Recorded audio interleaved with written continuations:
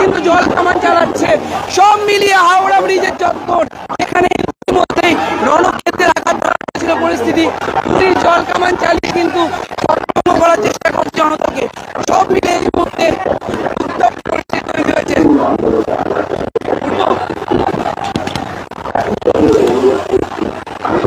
এই মুহূর্তে দেখতে পাচ্ছি সেই ছবি, পুলিশ জল কামান চালাচ্ছে।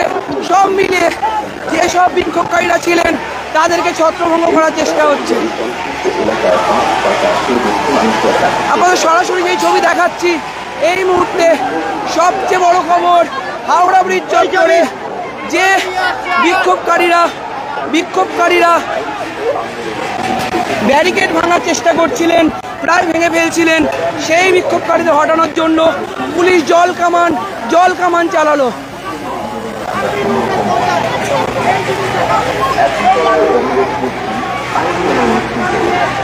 জাতীয় পতাকা নিয়ে বিক্ষোভকারীরা জল কামানের সামনে দাঁড়িয়ে রয়েছেন। সব মিলিয়ে হাওড়া ব্রিজ চত্বরে এমজি স্ট্যান্ড রোডের যে সংযোগের স্থল রয়েছে, অর্থাৎ কলকাতার দিক থেকে হাওড়া ব্রিজ যাওয়ার যে পথ, সেখানে যে